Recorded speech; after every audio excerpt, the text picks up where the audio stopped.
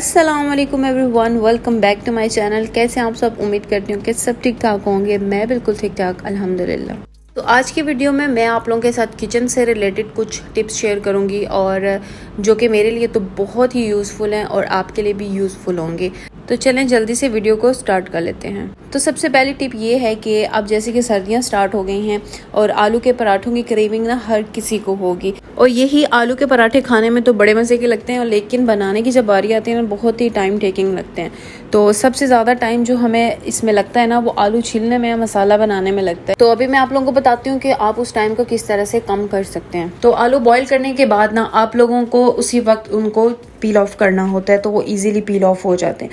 तो आप लोगों के लिए टिप ये है कि जो स्पाइडर स्ट्रेनर आते हैं ना हमारे घर में होता है, जैसे पकोड़े वगैरह कुछ भी चीज़ें जो हम फ्राई करते हैं ना उसको स्ट्रेन करते हैं, तो ये आपके इस काम आएगा।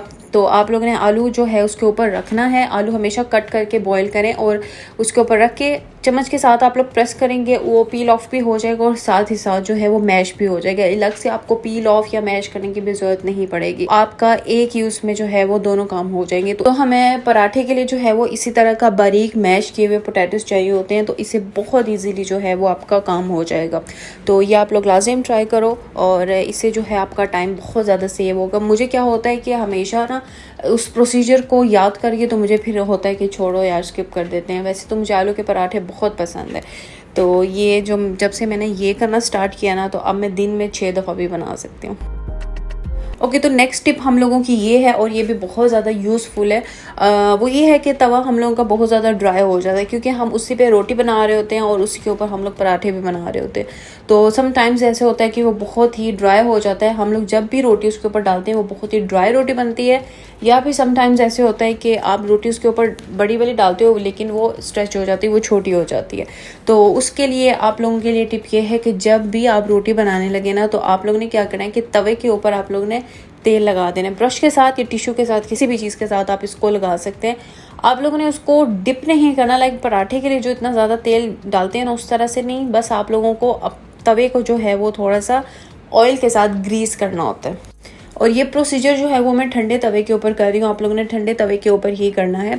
और उसके बाद अगर आप लोगों को लगे कि आप लोगों ने तवे के ऊपर बहुत ज़्यादा तेल लगा दिया है, इससे आपकी रोटी को पराठे की लुक भी आ सकती है, तो आप लोग क्या करेंगे कि ड्राई आटा जो होता है ना, खुश्का जो होता है ना, वो आप लोगों ने थोड़ा सा स्प्रिंकल कर देना है और उसको जो है वो आप हटा दें टिश्यू के साथ या किसी भी चीज़ के साथ हटा दें। फिर उसके बाद आप लोग तवा बिल्कुल साफ़ हो जाएगा और आप इसके ऊपर रोटी बनाएंगे। और मेरी तो बहुत दफ़ा ऐसे होता है कि मैं बड़ी रोटी बनाती हूँ और वो स्ट्रेच होकर छोटी हो जाती है। नॉन स्टिक तवा होता है ना तो उसके ऊपर ऐसे ही होता है। और या फिर ये होता है कि तवा बहुत ज़्यादा ड्राई हो ना तो रोटी बहुत ज़्यादा ड्राई हो जाती है। 2 मिनट में जो है वो तवे से जब उतारेंगे ना तो 2 मिनट में वो ड्राई हो जाती है। तो इसके लिए बेस्ट टिप है ये, तो आप लोग ये लाजिम ट्राई कीजिएगा। तो चलें जी बढ़ते हैं हम लोग अपनी नेक्स्ट टिप की तरफ, और वो ये है कि सेवइयाँ हमारे घर में बन रही होती हैं तो इनको हम लोग क्या करते हैं कि छोटी छोटी करके ही बनाते हैं। तो बहुत दफ़ा ऐसे होता है, बल्कि ज़्यादातर जो ख़वातीन या लड़कियां होती हैं ना वो इसी तरह करती हैं। मैं भी पहले ऐसे ही करती थी कि मैं जब हाथ पूरा करके और जितने मुझे चाहिए वो मुतनी निकाल के और उसके बाद मैं उनको तोड़ती थी। तो वो उससे क्या होता है कि आपका बहुत ज़्यादा मैस हो जाता है आगे पीछे। क्यों? क्योंककि वो इतनी क्रिस्पी होती हैं कि जब आप उनको तोड़ते हैं तो वो आगे पीछे गिर रही होती हैं और हवा में भी बहुत ज़्यादा उड़ी होती हैं, क्योंकि वो क्रंची होती है ना तो वो उड़ जाती हैं, आगे पीछे फैल जाती हैं। तो ये जैसे कि आप लोग देख सकते हैं कि मैंने इनको हाथ के साथ तोड़ा है और ये शेल्फ के ऊपर इतना जो है वो मेस क्रिएट हो गया। तो ये हमेशा होता है। और फिर जो गिरती हैं और उनको क्या हम करते हैं कि उनको उठा के हम लोग फेंक देते हैं और वो ज़ाया भी हो जाती हैं। तो मैं भी आप लोगों को बताती हूँ कि बगैर मेस किए आप किस तरह से इसको तोड़ सकते हैं। तो इसके लिए ये है कि फ्रंट से तो सबसे पहले आप लोगों ने पैक को बंद कर देना ताकि वो बाहर ना जाए, ठीक है।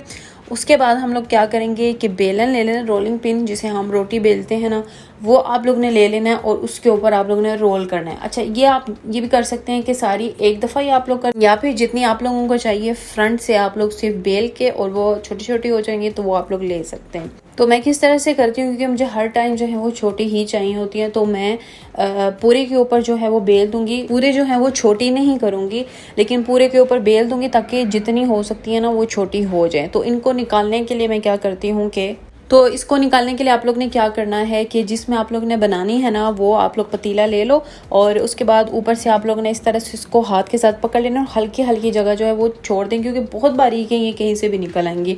तो ये आप लोगों ने बिल्कुल उसको टाइट नहीं कर देना, आगे से हल्का हल्का छोड़ें, खुला छोड़ें उसको। तो जितनी छोटी छोटी हम लोगों की सवैयाँ होंगी वो सारी जो हैं वो इसमें निकल आएंगी, तो जो बड़ी होंगी वो बाकी पीछे रह जाएंगी। तो ये जो है ना, ये बड़ा ही यूज़फुल टिप है।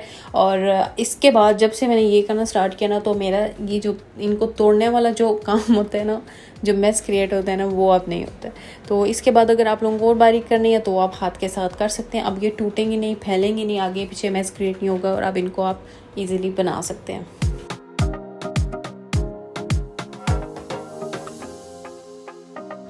तो नेक्स्ट टिप की तरफ चलते हैं जी, और वो ये है कि इस तरह के प्लास्टिक के जो स्टोरेज कंटेनर्स होते हैं ना, ये हमारे घर में बहुत ज़्यादा आ रहे होते हैं। तो इसमें जो है वो मैं रोज़मेरी लेके आई थी और इसका जो ये कंटेनर है ना, ये बहुत ही अच्छा है, मज़बूत है। इसमें कोई चीज़ मैं रखूँगी ना तो वो इजीली जो है वो स्टोर हो जाएगी। तो क्या करते हैं कि इसका स्टिकर सबसे पहले उतार लेते हैं। इसका स्टिकर उतारने का मैं आपको बताती हूँ। इस तरह के स्टिकर्स लगे होते हैं ना किसी भी चीज़ के ऊपर, उनको ईज़िली आप किस तरह से निकाल सकते हैं। तो बहुत सारे लोग जो हैं वो ड्रायर वगैरह यूज़ करते हैं, तो मैं आपको बताती हूँ आप किस तरह से कर सकते हैं। तो अभी जैसे कि मेरा ये खाना बन रहा है तो उसके ऊपर स्टीम बहुत ज़्यादा हो रही होती है, तो मैं थोड़ी देर इसको उसके ऊपर रखूँगी, खाने के ऊपर, और उस स्टीम के साथ जो है ये स्टिकर जो है इसको हीट लगेगी तो ये सॉफ्ट हो जाएगा। तो आप लोगों को स्पेशल जो है वो ड्रायर लगाने की भी ज़रूरत नहीं है, कोई उसको आयरन वायरन करने की ये वो करने की ज़रूरत नहीं है। खाना हमेशा बन रहा ही होता है और खाना नहीं बन रहा उस टाइम, तो आप कोशिश करें कि जब खाना बन रहा होता है ना तो उस टाइम आप लोग ये चीज़ें कर लिया करें। तो ये आप लोग देख सकते हो एकदम से जो है ये सारा स्टिकर उतर गया आराम से। तो नेक्स्ट टिप भी इसी से रिलेटेड अभी मैं आप लोगों को बताती हूँ कि आप इस बॉक्स को, इस कंटेनर को आप कितनी चीज़ों में यूज़ कर सकते हैं। तो सबसे पहले मैं आपको बताती हूँ कि आप इसको अपने स्पून्स वगैरह रखने के लिए रख सकते हैं किचन में। फिर आप लोगों के किचन में कटलरी के जो ड्रॉर्स होते हैं ना, उसके बीच में स्टोरेज के लिए हम सेपरेट चीज़ें ले रहे होते हैं, तो वो आप लोगों को लेने की ज़रूरत नहीं है। आप ये इस तरह की चीज़ें जो हैं उसके साथ भी आप लोग कर सकते हैं। तो अभी आप लोग देख सकते हैं कि मैंने इसके बीच में स्पून्स रखी है, मैं ड्रॉर में रखूँगी इसको, और जब भी मुझे चाहिए होगा आराम से ड्रॉर खोला और बीच में से निकालिए, और स्पून्स जो हैं वो आगे पीछे भी नहीं जाएंगी।